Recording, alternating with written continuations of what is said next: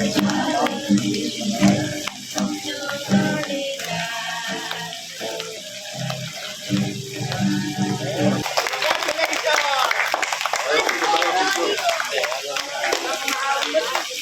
pong kanilang ginawa po sa public declaration po yan.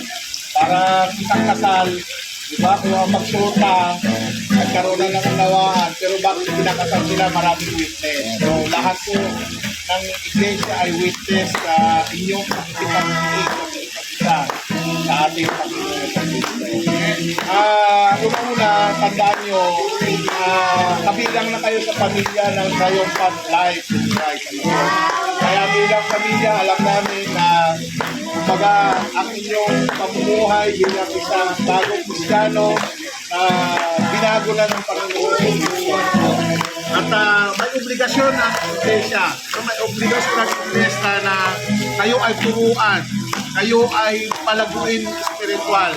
Kaya kung mayroon na kayong marinig na sisipahin kayo sa mga mali ninyong gawain, hindi nyo dapat kaitinas ng sama ng loob yun. Kasi parte yun. Kasi sa pamilya po yan, pamilya po natin sila. Ano po?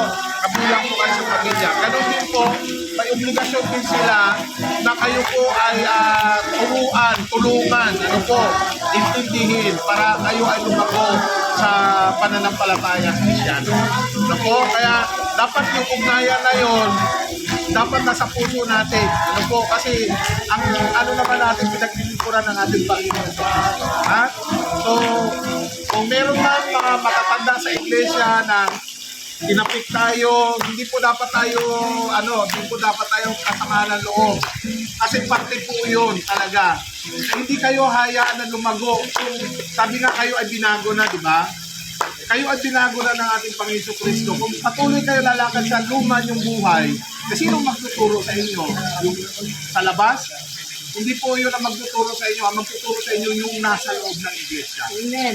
Kapangunguna po ni Pastor Bernard, Pastor Mariel, yung mga leaders po natin, mga elders, deacon, sila po yung mga kasama po ang mga mananampalataya sa loob ng iglesia.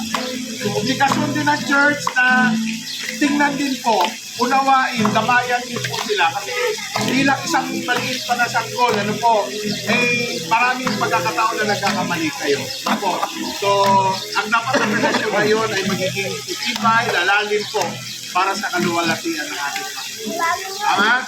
So, palakpakan po natin ang ating mga